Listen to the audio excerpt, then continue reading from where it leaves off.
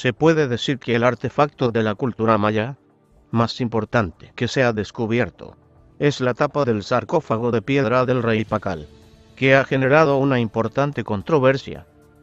Los estudiosos de la corriente dominante creen que se trata de una representación del rey Pacal en un viaje a los infiernos o inframundo. Pero los teóricos de los antiguos astronautas creen que el rey es representado sentado ante los mandos de una nave espacial y lo han bautizado como el astronauta de Palenque. Parece que está viajando por el espacio. Él es el original astronauta, manejando su nave espacial para ir al espacio.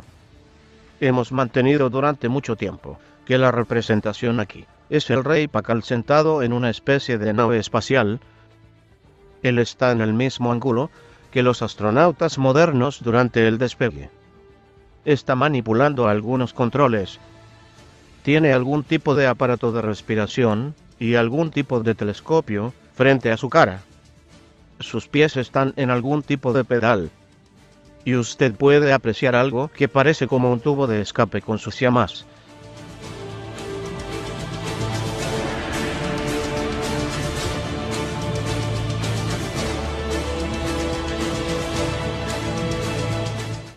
La tapa del sarcófago de Pacal ha sido una pieza central para la teoría de los astronautas antiguos desde el principio. Eric von Daniken cree que esta es una de sus principales evidencias. Usted ve su mano superior, que está manipulando algunos controles. Con la mano inferior está encendiendo algo. El talón de su pie izquierdo está en una especie de pedal, y fuera de la cápsula se puede ver la llama vinculada. Esto es increíble. Esta es la prueba absoluta de los extraterrestres.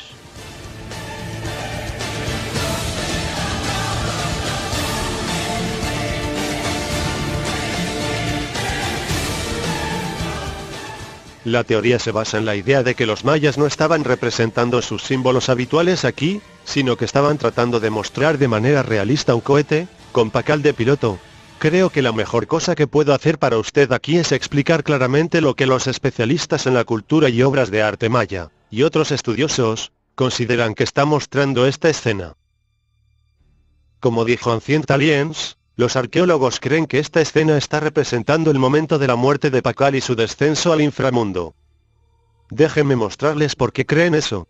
El símbolo más famoso de esta imagen es el árbol del mundo, que si usted cree las afirmaciones de Ancient Aliens, sería el casco completo del cohete.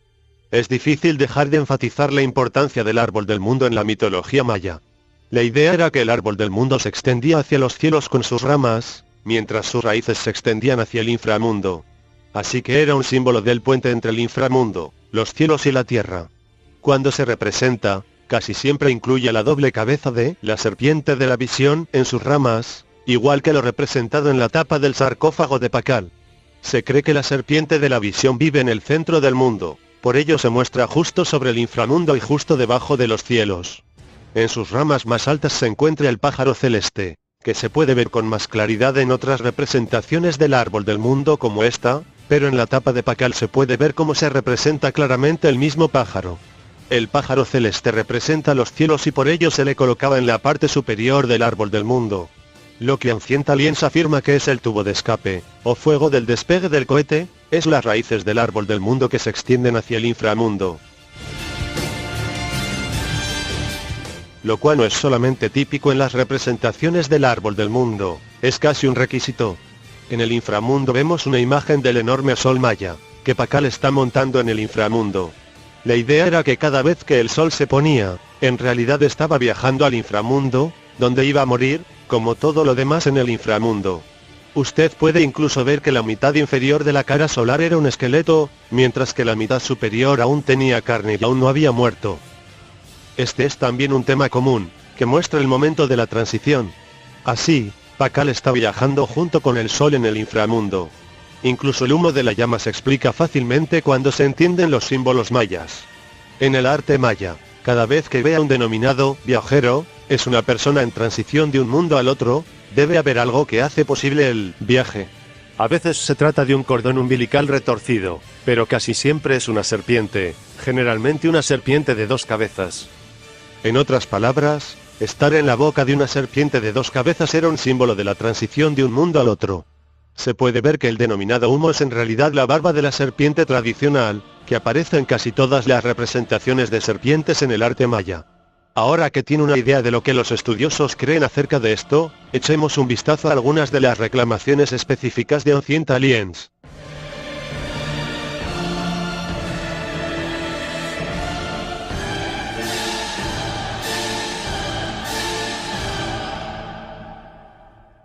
Él está manipulando algunos controles aquí. Dicen que sus manos manipulan controles, pero si mira detenidamente su mano derecha no toca nada en absoluto, y lo que se ve a su derecha no está conectado al árbol más que cualquiera de los otros elementos flotantes de la imagen. Su mano izquierda podría decirse que parece estar manipulando controles más que la derecha, pero tendría que decir que todas estas marcas en el árbol también son controles, cuando en realidad, es probablemente, la corteza del árbol del mundo cuyo diseño estaba basado en el árbol de ceiba, que tiene una corteza muy inusual y por lo general se representada de una u otra forma en el arte que se relaciona con el árbol del mundo. La extraña posición de las manos de Pakal en esta imagen es realmente lo que causa el alboroto. En la década de los 70 se hizo un vídeo para desenmascarar la teoría de los antiguos astronautas. Un experto en la civilización maya explicó que las manos, a menudo, se representan en el arte maya en delicadas posiciones.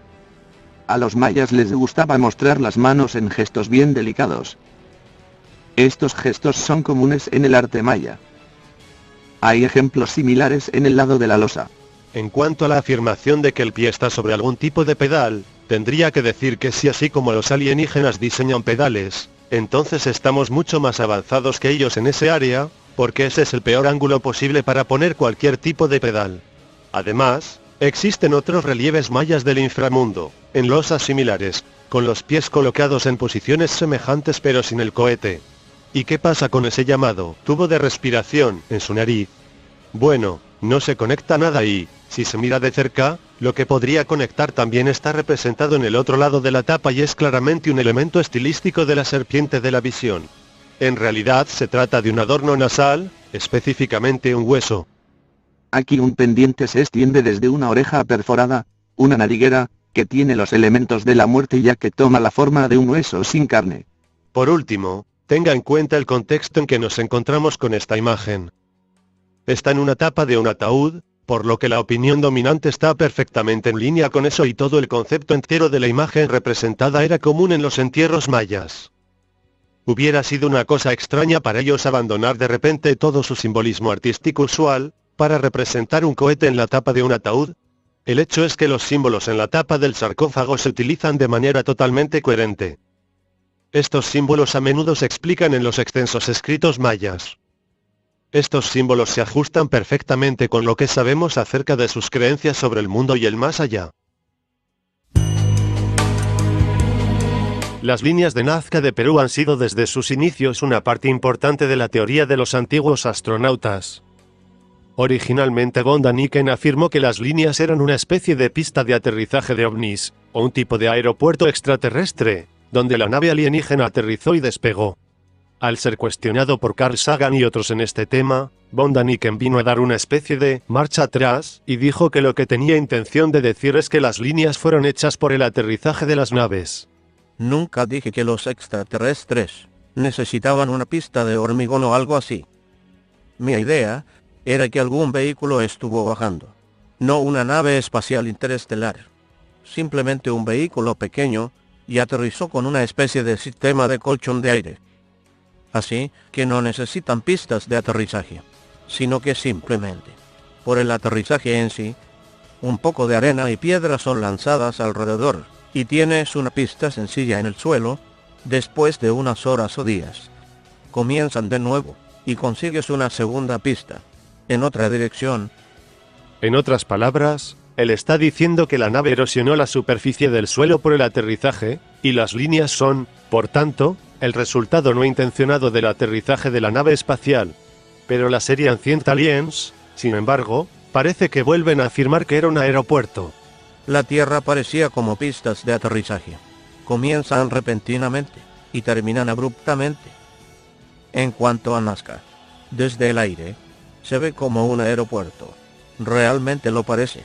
porque tiene todas esas bandas anchas, que se parecen a las pistas de aterrizaje, que se superponen una encima de la otra, pero también tienen esas gigantescas líneas rectas, largas y derechas que van por kilómetros y kilómetros, a través de los valles, y sobre las montañas. Cualquier explicación se queda corta tratando de explicar por qué estas líneas son a veces de varios kilómetros de largo, siendo algunas de ellas de casi 24 kilómetros de largo. Sería una nave bastante ineficaz si necesitó 24 kilómetros para despegar o, como dice la explicación alternativa, necesitaba arrastrarse por el suelo durante más de 24 kilómetros antes de pararse. Vamos a mirar más de esto más adelante. Mientras tanto quiero ver lo que creo que es la afirmación más ridícula de toda la serie Ancient Aliens. Ahora bien, en Nazca se han cortado y quitado las cimas de las montañas por completo. Es decir, todo esto requiere de maquinaria. Y no estoy hablando de una pequeña carretilla y un pico. Estoy hablando de maquinaria sofisticada. Porque hoy también necesitaríamos maquinaria sofisticada con el fin de lograr tales hazañas. Ellos están afirmando que esta montaña en la región de Nazca se ha cortado artificialmente. Se están refiriendo a una meseta. Las montañas son naturalmente planas en la parte superior. Es así en todo el mundo. Los geólogos saben exactamente cómo se forman. Ver cómo dedican mucho tiempo a este punto, es un poco gracioso. Allí las montañas son cortadas desde ambos lados. Aquí es plana. Esto es absolutamente increíble. Esta es una de las más locas fotos que hice sobre Nazca. La locura es el estruendo, y los restos de esa cumbre o cima de la montaña que han desaparecido. No hay nada. No está en el valle de abajo. No está en la región. ¿Qué pasó?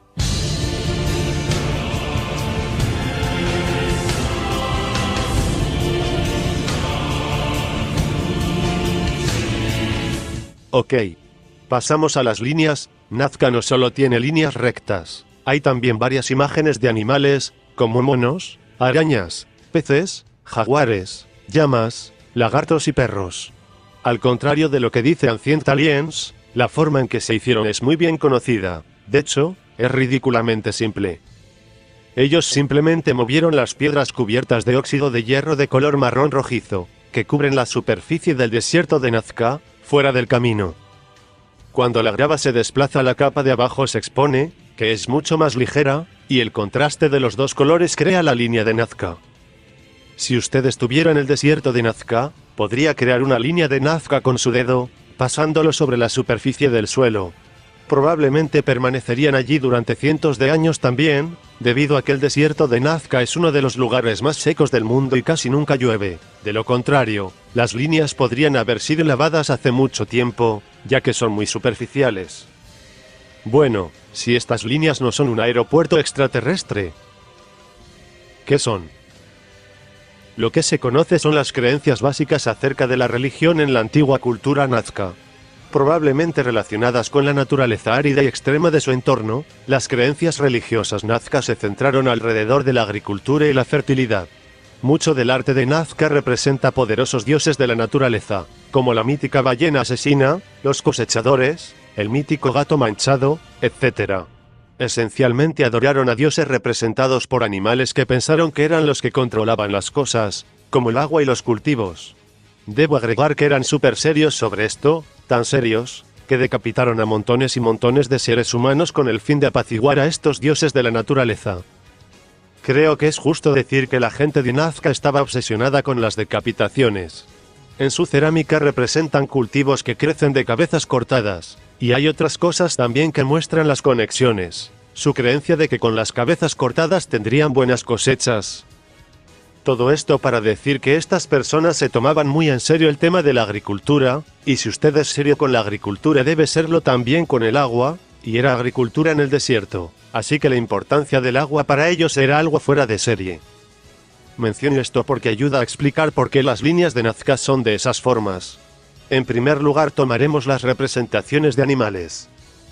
La mayor parte de todos estos animales también aparecen representados en la cerámica de Nazca. Eran los dioses Nazca del agua y la fertilidad.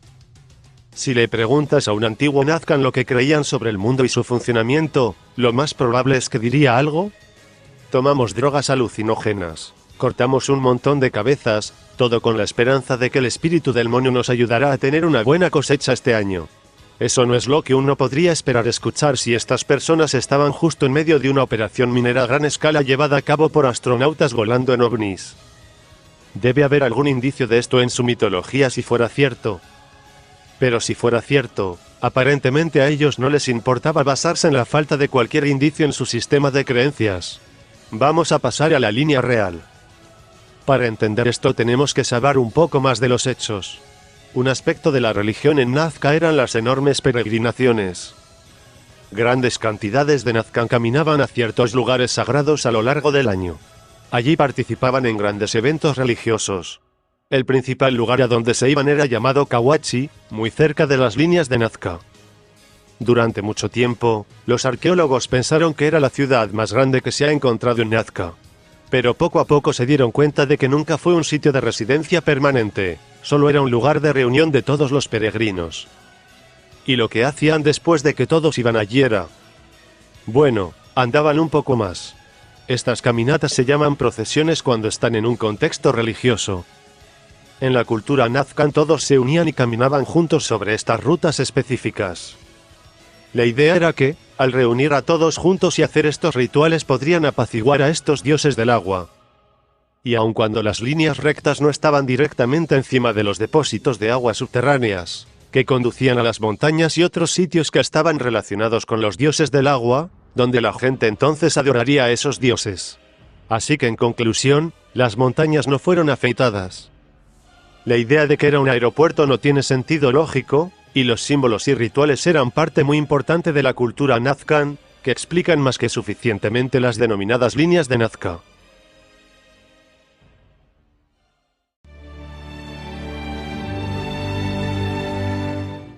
A principios del siglo XX, ladrones de tumbas que buscaban entre el río y Magdalena, se toparon con una tumba que data de hace 1500 años, de una civilización precolombina conocida como los Tolima. Entre los objetos funerarios encontrados allí, había unas 100 pequeñas estatuillas de oro de 5 a 7.5 centímetros. Muchas de las estatuillas parecían insectos y peces. Sin embargo, de las 100 que encontraron, también había una docena con un inquietante parecido con los modernos aviones de combate.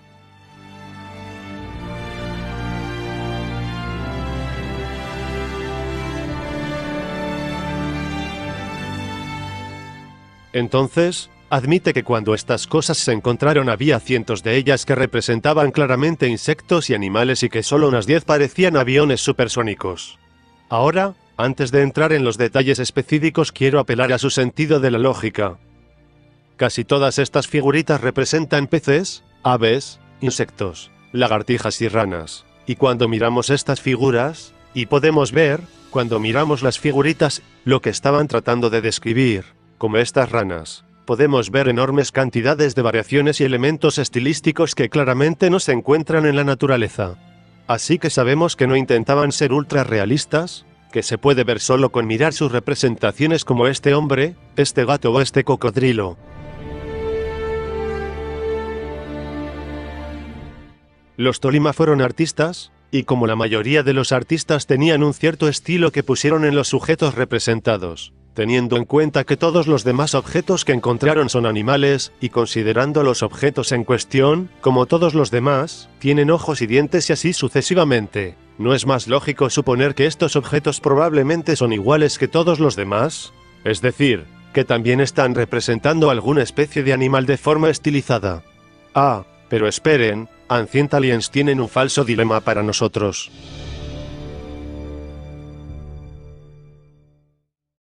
No tiene nada en común con algo parecido en la naturaleza. No hay ni un solo insecto en el mundo que tenga sus alas en la parte inferior.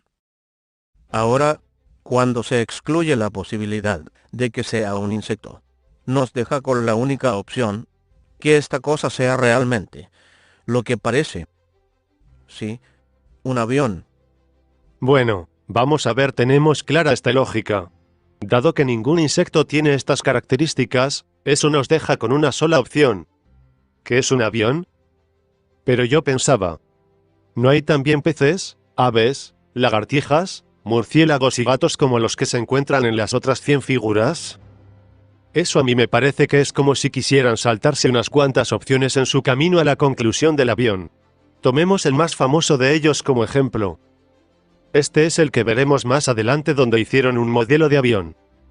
Las colas de todas estas figuritas son verticales, lo que me hace pensar en los peces, que también tienen colas verticales. Un pez con el que los Tolima estaban familiarizados es el bagre lechón de boca. Esto podría explicar la cabeza redonda y los ojos grandes, e incluso las pequeñas protuberancias en la parte frontal de las aletas. Se puede ver que algunas variedades de esta especie de pez gato también tienen pequeñas protuberancias en sus aletas. Cuando nos fijamos en las demás estatuillas de oro se puede ver que no solo los peces eran un tema común, también estaban representadas muchas especies diferentes de peces. Debido al número y la forma de las aletas, se puede suponer que las demás figuras también son peces.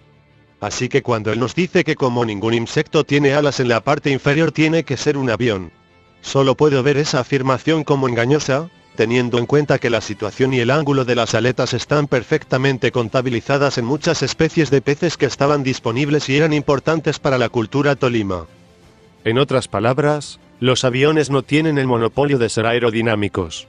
Para probar que una de estas estatuillas es aerodinámica, lo que según Ancient Aliens demuestra que es un avión, construyeron un modelo de la misma. Esto es lo que nos dicen de él. Fue bastante simple, ya que no tuvimos que poner muchas partes en esta forma, porque esta forma es perfecta. Todo fue hecho por los indígenas hace 2000 años. No añadieron o quitaron una pulgada, sino que, esencialmente, solo lo pusieron a un tamaño más grande. Quiero decir, esto es sensacional. No, ellos no añadieron o quitaron una pulgada, a menos que cuentes cosas como eliminar totalmente los grandes rizos en la parte delantera de las alas que habrían inutilizado al modelo. También agregaron curvatura a las alas, agregaron flaps, tren de aterrizaje y una cosa más, una hélice y un motor. Por último, quiero apelar a su lógica en el siguiente punto. Considero que todo lo que sabemos de esta cultura revela que eran simples campesinos, pescadores y artesanos. Personas que vivían de la tierra, y teniendo en cuenta que no hay nada en la amplia cantidad de material arqueológico de esta cultura que sugiera conocimientos sobre aviones aterrizando y despegando todo el tiempo, es lógico suponer que los extraterrestres aterrizando y despegando de sus patios traseros hiciera tan poca impresión en ellos, que solo dedicaron 10 de las 100 figuras a eso, y solo en una tumba. ¿No sería más lógico suponer que, al igual que los otros cientos de estatuillas con ojos, dientes y aletas, que solo son animales muy estilizados, como los peces que conocían y en los que basaban sus vidas cotidianas? Creo que incluso el defensor más acérrimo de la teoría de los antiguos astronautas tendrían que admitir que la lógica no está de su lado en este caso.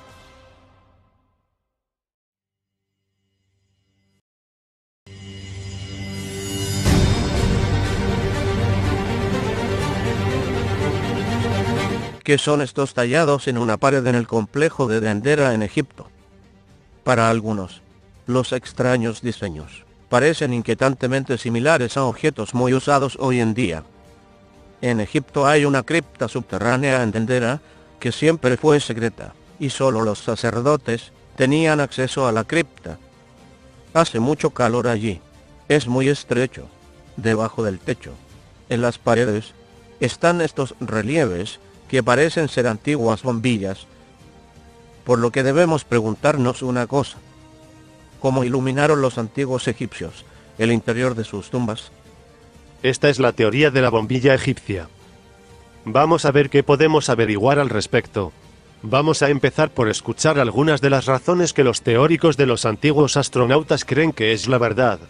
De acuerdo con la mayor parte de los principales arqueólogos, los antiguos egipcios utilizaron antorchas para iluminar las oscuras cámaras de tumbas y templos. Pero en ninguna parte de los techos hay la más mínima evidencia de hollín o residuos de humo. Es difícil saber por qué afirman esto, porque hay hollín en casi cada templo y tumbas de Egipto.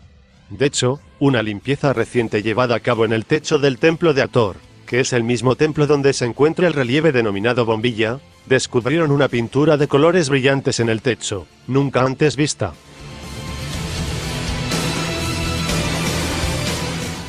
¿Qué estaba encubriendo la pregunta? Voy a citar directamente, dijeron que el techo estaba cubierto con cientos de años de hollín negro. Eso es divertido, hay que admitirlo. Además, no hay suficiente oxígeno en el interior de esas tumbas para alimentar la llama de una antorcha.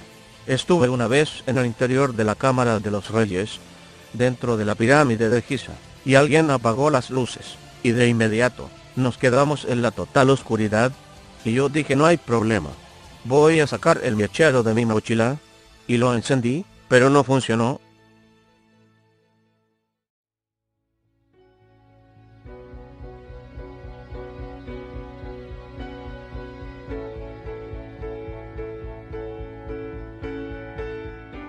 Yo no sé acerca de su mechero específico, pero hay un montón de exploraciones documentadas de las pirámides y otras tumbas en el siglo XX que utilizaron antorchas para iluminar las pirámides. Al arqueólogo y experto en pirámides John Romer. una vez le hicieron una pregunta parecida en un programa de televisión, esta fue su respuesta. En cuanto al hollín, hay hollín de los exploradores del siglo XIX en la Gran Pirámide, pero la mayor parte ha sido lavada. La mayoría de las pirámides, por supuesto, fueron construidas a la luz del sol. Así que la iluminación del interior solo habría sido un problema después de poner el techo. Habrían utilizado lámparas, con sal en el aceite, para que la llama arda muy pura. Romer. No solo hace suposiciones sobre las lámparas de aceite de oliva, que están representadas en los relieves egipcios, y existen incluso recibos de órdenes de sus mechas y otras evidencias. Otra cosa a tener en cuenta en las tumbas es que no se espera que estén iluminadas. De hecho, si todo iba bien, los ladrones no serían capaces de encontrar ninguna forma de entrar, y la tumba nunca volvería a ver la luz del día. Ese era el plan, y si no fuera por los exploradores del siglo XIX y la dinamita, ese plan podría haber funcionado muy bien. Pero cuando hablamos de templos como Dendera, el falso dilema de que no hay suficiente oxígeno, simplemente no funciona. El templo está mucho más abierto, los niveles de oxígeno son abundantes. Obviamente usaron fuego para iluminarlo, si no por qué otra razón habría cientos de años de hollín en el techo.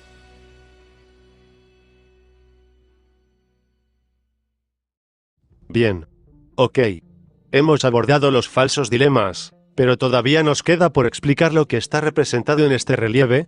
Primero, escuchemos lo que Ancient Aliens nos dice acerca de las principales interpretaciones sobre el relieve.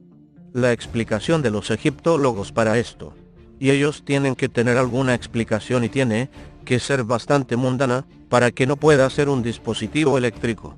Dicen que se trata de una flor de loto, y lo que parece ser un foco alrededor de ella es el aroma de la flor de loto, y es solo una representación muy extraña de una flor. Esa es una representación terrible de la opinión mayoritaria sobre este relieve. Ancient Aliens utiliza el argumento del hombre de paja para hacer que el suyo parezca superior.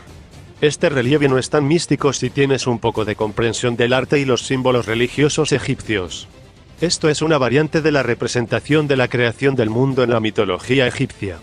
Los egipcios creían que antes que existiera cualquier cosa, había un vasto y primordial mar de la nada. Creían que lo primero que surgió de este mar fue una flor de loto. Esto es probablemente debido a que el loto se cierra por la noche y se hunde bajo el agua. Por la mañana reemerge y florece de nuevo. Se creía que la flor de loto luego dio a luz al primer dios que a menudo se asociaba con el sol. Este relieve se hizo después de que el dios Atom se fusionó con el dios Sol, Ra, y se convirtió así en Atom-Ra. Atom, el dios que creó todo lo demás después de esto, en realidad se representa como una serpiente. Y sí, es una serpiente, lo que se ve en estos relieves, y no son filamentos de bombillas. Se pueden ver los ojos y otros elementos de una serpiente si se mira de cerca. Se trata de mitología egipcia bastante estándar, que la flor de loto salió primero y luego el primer dios, Atom, representado como una serpiente. Bueno, ¿qué pasa con la burbuja que lo rodea? Voy a citar a un experto directamente en este punto. A pesar de la variedad de deidades, los egipcios concibieron el origen del mundo como singular. Solo un dios, Atom, fue responsable de la aparición del universo como una burbuja de aire en el vasto e ilimitado océano inerte, y la oscuridad eterna de las indiferenciadas aguas primordiales, Nun, que existía antes de la creación.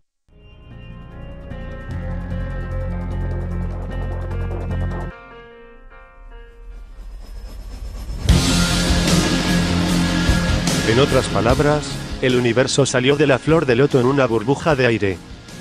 Hay otros elementos en esta imagen que respaldan esta interpretación. La burbuja del universo está siendo sostenida o levantada por la diosa Nun. Nun es las aguas primordiales y técnicamente es ella la que eleva y hace surgir al loto, a Tom, y a todo lo demás. Esta postura de las manos extendidas es uno de los motivos más comunes de Nun y ella levanta y mantiene el universo de la nada. En algunas versiones de esta historia, el dios Sol que aparece en estas escenas es Kepri, que fue representado como un escarabajo. Atom y Kepri son al mismo tiempo aspectos de Ra en la mitología egipcia. Así que, en esencia, tenemos a Nun, las aguas primordiales levantando la barcaza solar de Ra para su primer viaje a través del cielo. Y esto explica por qué se observan posturas similares en el relato de la creación en Dendera. También representan a Nun levantando el universo fuera de sus aguas.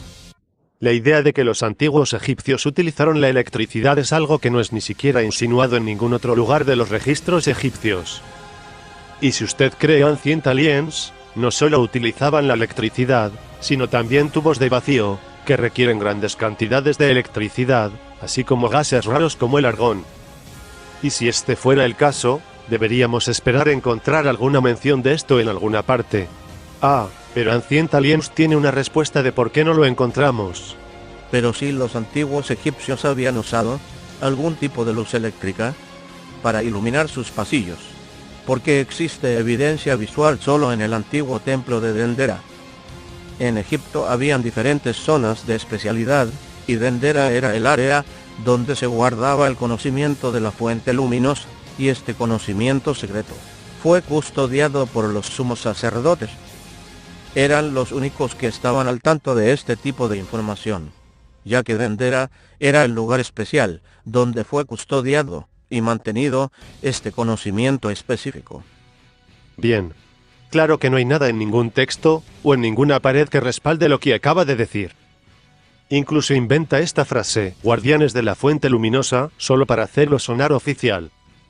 Es interesante que el templo en el que se guardaba el conocimiento de esta luz es el mismo con cientos de años de hollín en el techo. Tal vez trataban de ahorrar en la factura eléctrica. En conclusión, todas las razones que Ancient Aliens menciona como evidencias de que las bombillas existían en el antiguo Egipto, como que no hay hollín en las tumbas o que no hubiera suficiente oxígeno, son falsos dilemas fácilmente desechables. Y las denominadas bombillas se explican fácilmente utilizando simbolismo egipcio estándar.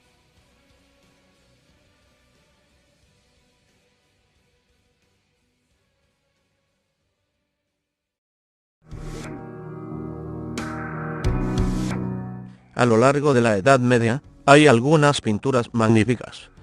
Y en determinadas zonas de la pintura se ven lo que parecen ser ovnis. Siempre están flotando por encima en el cielo, por lo general por encima de la Virgen María, o por encima de Jesús crucificado. En algunas zonas vemos escenas que representan lo que parecen ser ovnis. Casi todos los casos de supuestos ovnis en el arte provienen del arte medieval, y hay una muy buena razón para ello. La mayoría de las personas no son conscientes de las reglas del simbolismo del arte bizantino medieval, por lo que son presa fácil de la teoría de los antiguos astronautas.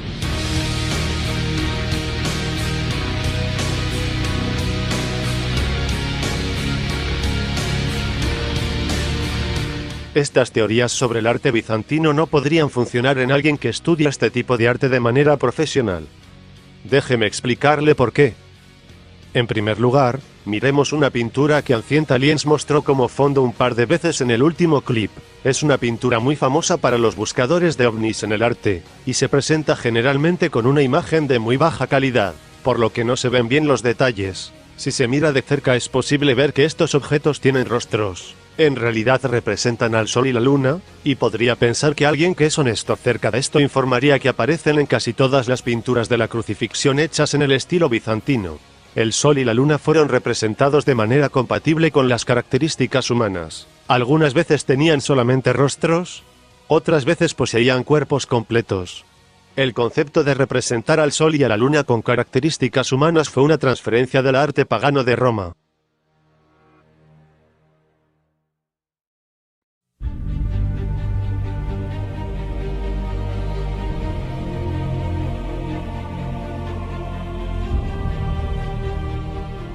La Iglesia Católica Romana simplemente continuó con esa tradición de simbolizar al sol y la luna con características humanas en las obras de arte que encargaba. El sol y la luna por lo general están enfrente de la cruz, lo que se supone que los representa siendo testigos de la crucifixión. El gran número de escenas bizantinas de la crucifixión, donde estos objetos se representan de tal manera que se supone, evidentemente, que son el sol y la luna, debería ser suficiente para poner este tema a descansar para siempre.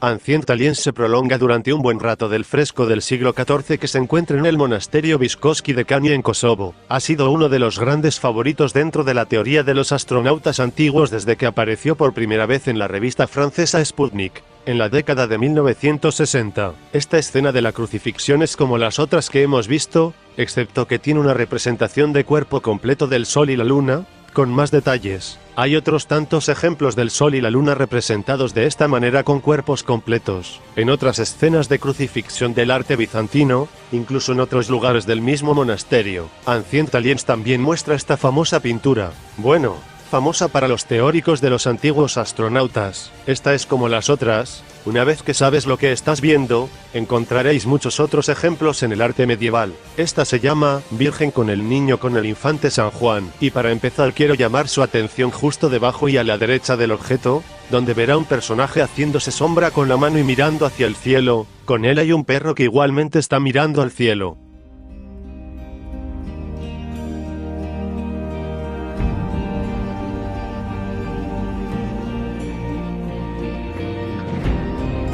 Se suponía que la pintura representa este pasaje de la Biblia. Y había en el mismo país, pastores que velaban, turnándose para cuidar los rebaños por la noche. Y he aquí que el ángel del Señor vino sobre ellos, y la claridad de Dios los cercó de resplandor, y tuvieron gran temor. Mas el ángel les dijo, no temáis, porque aquí que os doy nuevas de gran gozo, que será para todo el pueblo, que os ha nacido hoy, en la ciudad de David, un Salvador, que es Cristo el Señor.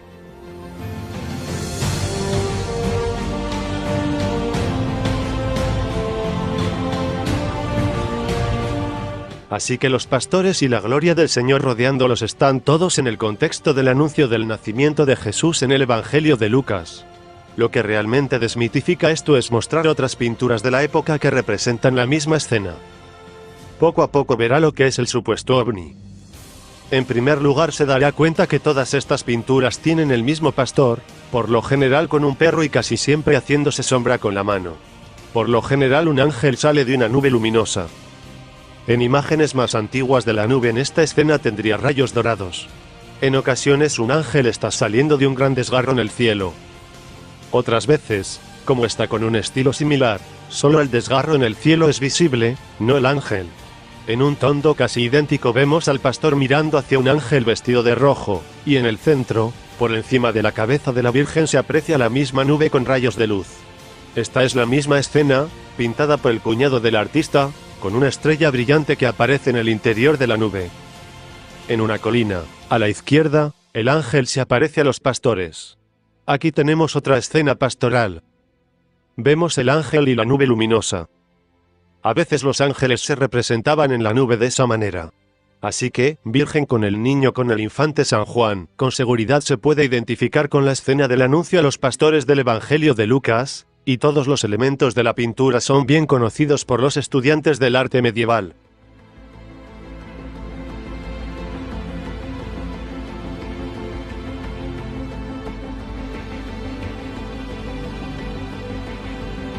La pintura más famosa que disuelve cualquier duda en mi mente sobre si representan un ovni, con su rayo láser, fue hecha por Crivelli en 1486, la Anunciación a María.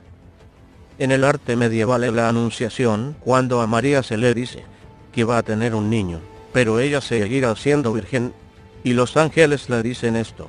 Sobre la cabeza de María hay una cápsula espacial. ¿Qué hace una cápsula espacial sobre la cabeza de María? Esto no es una cápsula espacial.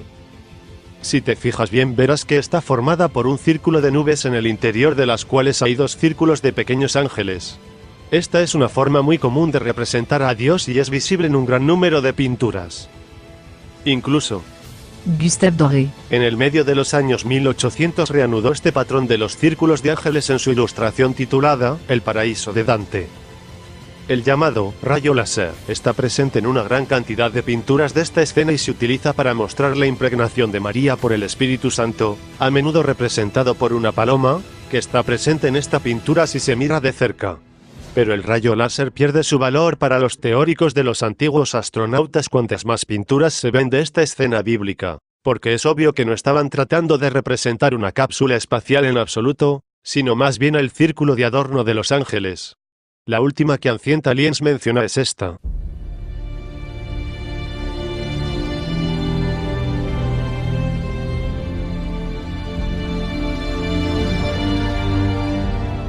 Una pintura muy interesante en la que Jesús se sienta con las nubes con, entre comillas, Dios. Y sostienen las antenas de algo que se parece al satélite Sputnik, y los teólogos dicen que lo que se muestra aquí es la Tierra. Porque la Tierra tiene dos antenas brotando de ella, y porque tendría que ser redonda, cuando el punto de vista dominante en aquella época era que la Tierra era plana. Este es similar a los demás que hemos visto en los que hay un montón de otras imágenes de esta escena bíblica que ayudan a darnos contexto. Generalmente la escena contiene al Padre, el Hijo y el Espíritu Santo, usualmente simbolizado como una paloma. Sostienen lo que se denomina a veces el globo de la creación. La idea que están tratando de transmitir es el concepto bíblico de que la creación del mundo se atribuye al Padre, al Hijo y Espíritu Santo en la Biblia. Este globo de la creación se convierte en un símbolo muy común en el arte medieval, y la única razón por la que Ancient Aliens dice que no puede representar un globo del mundo es que, según ellos, la gente de ese momento de la historia pensaban que la Tierra era plana. Aunque esta idea de que las personas de la Edad Media creían que la Tierra era plana se sigue creyendo ampliamente hoy día, es poco más que una leyenda urbana. Si usted escribe mito de la Tierra plana en su buscador favorito, verá que la verdad es que prácticamente todos los científicos, desde los antiguos griegos, sabían que la Tierra es esférica. Aquí hay algunas citas sobre esto. El historiador Jeffrey Burton Russell. dice que el error de la Tierra plana floreció más entre 1870 y 1920.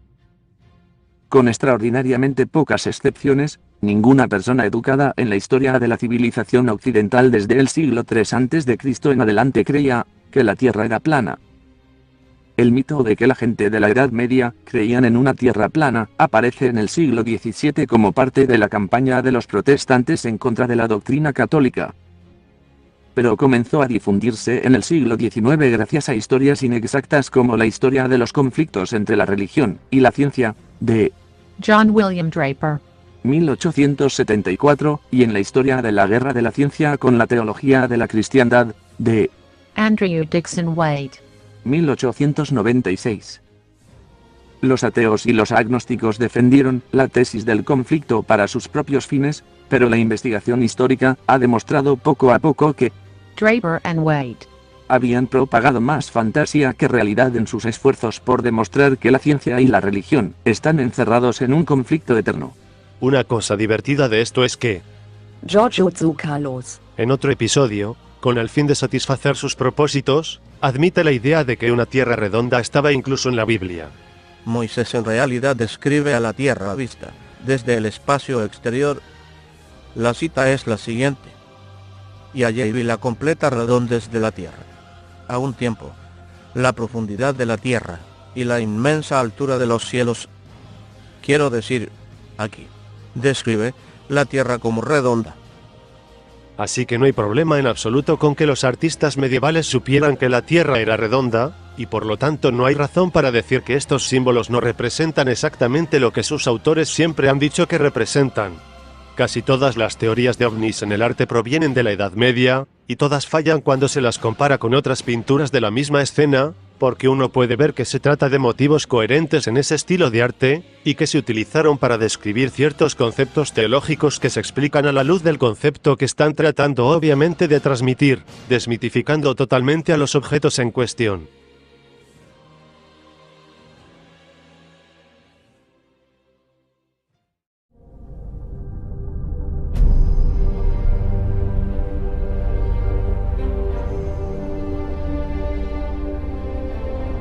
Belice, América Central. En 1924, el aventurero británico Frederick Mitchell Hedges, llegó aquí con su hija Ana para explorar las ruinas de la antigua ciudad maya de Lubontoon. Una tarde Ana subió a la cima de una rugosa pirámide, con la esperanza de ver el mar. Era mediodía, y ella estaba en la cima, y por la forma como entró el sol, la manera como las rocas se habían movido, solo había una pequeña abertura, y la luz del sol la atravesaba, e impactaba en la parte superior de la calavera. Bajó corriendo. Estaba muy emocionada, y me dijo: Hay alguien dentro con una linterna. el padre de Ana, y otros en su grupo, eran demasiado grandes para caber dentro de la pequeña abertura de la pirámide, por lo que ataron una cuerda alrededor de Ana, y la bajaron por el agujero.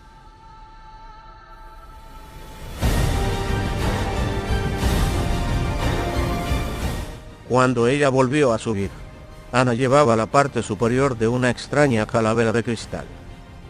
Una segunda búsqueda descubrió la otra mandíbula.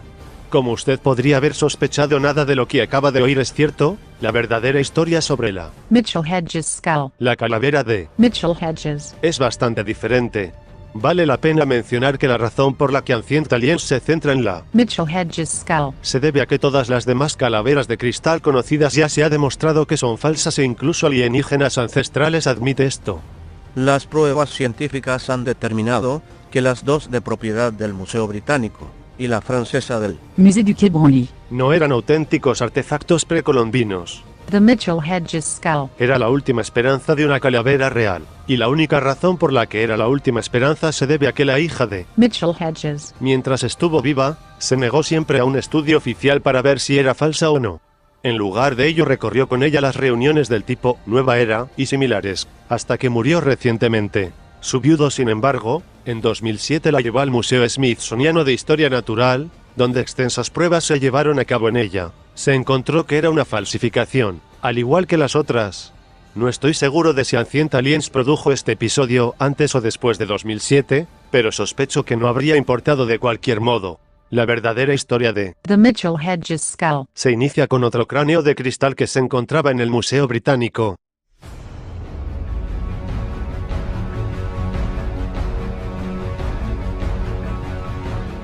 Esta calavera del Museo Británico la copió el falsificador de the Mitchell Hedges skull, El Museo Británico adquirió una calavera de cristal en 1898, justo en el momento después que se inventaron las primeras herramientas que hacían posible tallar calaveras de cristal como estas. Ahora sabemos que también era un momento en que se vendió una gran cantidad de artefactos de cristal falsos a los museos. La calavera de cristal del Museo Británico, que tiene su propia historia dudosa, se demostró más adelante que era falsa también, pero en la década de 1930 se creía que era auténtica y se mostraba con orgullo en los museos. Con base en investigaciones realizadas the Mitchell Hedges skull, por el Museo Smithsonian, se concluyó que el falsificador de the Mitchell Hedges skull, copió la del Museo Británico con el fin de hacer parecer que su trabajo era más auténtico. El primer dueño de the Mitchell Hedges skull, fue Sidney Burney, y tenemos registros de que trató de venderla a varias personas, sin éxito, durante 10 años antes de esto. Finalmente la vendió a un miembro del público en una subasta de Sotheby, en Londres en 1943. Ese miembro del público era, Frederick Mitchell Hedges, de hecho, tenemos la carta que Frederick Mitchell Hedges, escribió a su hermano inmediatamente después de la compra de la calavera en la subasta y en la que expresa su entusiasmo por su nueva compra. Esto será importante más adelante. 5 años más tarde, en un periódico local, Frederick Mitchell Hedges, estaba afirmando que fue él mismo el que encontró la calavera en una audaz expedición a América Central. Frederick Mitchell Hedges, Era un cuentista de renombre y a menudo vendía sus historias fantásticas a los periódicos de Hearst, En esas historias él siempre era el personaje principal.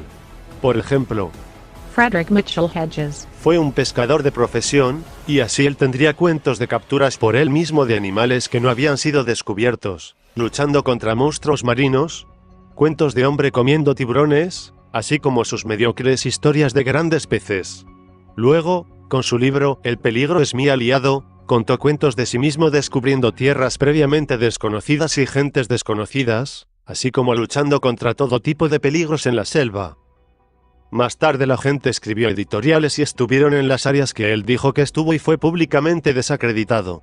Frederick Mitchell Hedges. También se le demostró el engaño en una situación extraña que implica un supuesto robo y varias cabezas reducidas. Incluso perdió un tendencioso pleito muy notorio referente a esto. Pero todo esto solo roza la superficie del engaño que rodea la calavera de Mitchell.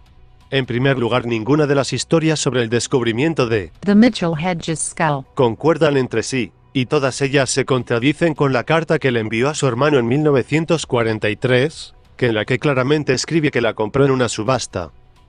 Dice: La colección crece y crece y crece.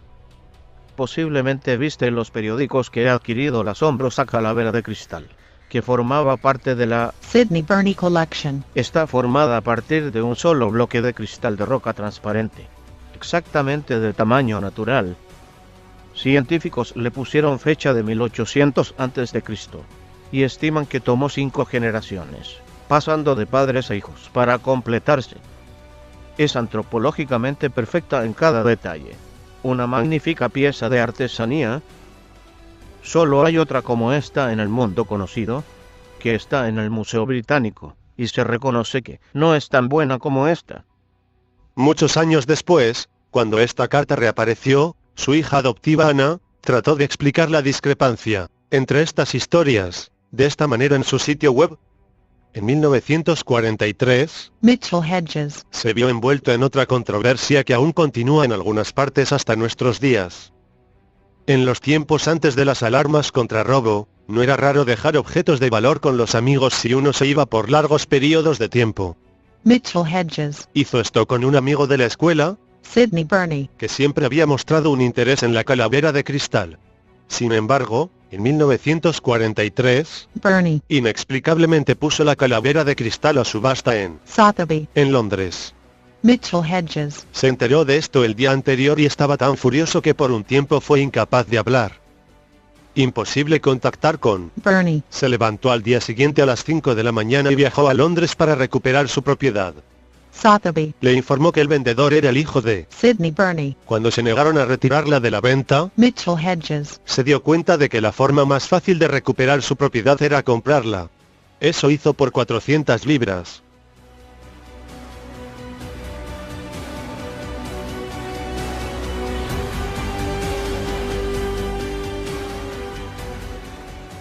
Esto no tiene sentido por muchas razones, y dejando de lado que de acuerdo con su historia, a la cual vamos a llegar en un minuto, esto significaría que él ocultó el cráneo durante 10 años y no lo mencionó a nadie hasta después, que él escribe una carta a su hermano, una década después, obviamente, dando a entender que se trataba de algo que acababa de comprar por primera vez.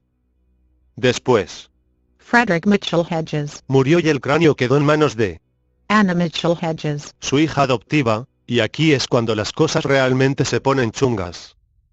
Anna pasó toda su vida tratando de vender el cráneo. Ella contrató a un tipo llamado Frank Dorland. un marchante de arte, para promover el cráneo para que pudiera conseguir venderlo. Dorland. Había trabajado con su padre cuando estaba vivo para vender otro de sus objetos, que también resultó ser una falsificación. Ella y Dorland. firmaron un acuerdo en julio de 1964 para promover el cráneo y el precio de su venta no debía ser menos de $50.000. Dorland. Entonces se puso a trabajar tratando de hacer que todo parezca muy oficial, incluyendo dar con una historia totalmente diferente para el descubrimiento del cráneo de cristal. Después de este acuerdo con Dorland. en 1964 fue la primera vez que Anna afirma que fue ella, no su padre, quien encontró el cráneo. Algo que nadie más parecía mencionar en los últimos 30 años. De esta manera se hizo Anna la única persona que puede establecer la procedencia del cráneo, algo que un comprador quiere, sobre todo un museo. Y como todos los demás involucrados estaban muertos en ese momento, no había nadie para contradecir esta nueva historia. Todas las afirmaciones místicas sobre el cráneo nacieron en los 2 libros que el promotor Frank Dorland. encargó a fin de dar publicidad al cráneo. Aquí está una carta de Dorland. para Anna, relativa al escritor que quería escribir uno de los libros. Estoy convencido de Dick Garvin. quien hace la venta, vale la pena el porcentaje para usted y para mí y usted le suministra la información. Esto hace que sea un libro mejor, hace más dinero en todos los sentidos. El cráneo no se vende, se empezó a utilizar en este modo y con apariciones públicas para aumentar las ventas y el interés. Estos libros hacen afirmaciones extravagantes sobre el origen y los poderes de las calaveras de cristal, y ya que los libros fueron publicados a la altura del movimiento Nueva Era, disfrutaron de un público incondicional y entusiasta. Durante todos estos años trataron desesperadamente de vender el cráneo. El problema era que, debido a tantas falsificaciones, los museos solicitan validar el cráneo primero. Una carta del Museo Británico a Anna demuestra que se detuvieron las negociaciones cuando se enteraron de la historia real de la calavera. Nada de esto detiene a Ancient Aliens de la promoción de todo tipo de historias contradictorias sobre el cráneo. Sí, son artefactos alienígenas. Incluso algunas personas piensan que están hechos en otro planeta. Fueron creados específicamente para mantener registros de las civilizaciones extraterrestres. Había una leyenda que habla de 13 cráneos, y que cuando los 13 cráneos se unan, entonces algo importante va a cambiar en el mundo. La leyenda sugiere que hay 12 mundos adicionales por ahí, planetas, que están habitados por especies inteligentes.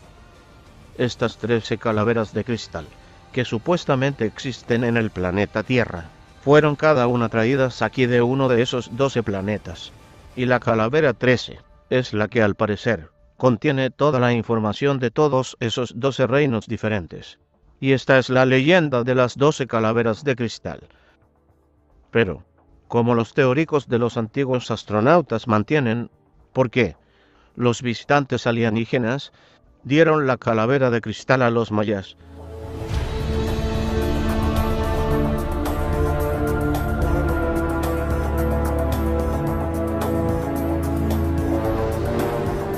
El único problema es que nadie parece encontrar un registro de esta profecía maya. La idea parece remontar a una nueva edad del autor. Los estudiosos mayas nunca han oído hablar de esta leyenda. Y ciertamente no existe. Muchos de los nativos y una gran cantidad de personas que trabajan con los cráneos de cristal dicen que el alto contenido de cuarzo que contienen las calaveras, y especialmente las de cuarzo, en sí mismas, tienen la frecuencia más alta, o la energía, o la máxima vibración posible en el plano físico, por lo que una gran cantidad de nativos las adoraban, o se ocuparon de estos objetos, ya que sabían que tenían, o creían que tenían, la energía más alta posible en la llanura de la Tierra. Todo este mito nació de una campaña de marketing para un artefacto falsificado, un mito que encontró un hogar en la nueva era. En conclusión, todas las calaveras de cristal propuestas ya se han probado de manera concluyente que son engaños. El último baluarte, The Mitchell Hedges Skull. era considerada auténtica, solo porque no se permitió ser examinada hasta hace poco. Su historia está llena de codicia y mentiras, y la autenticidad solo podría ser aceptada por el devoto más dedicado, dados los hechos que hoy conocemos.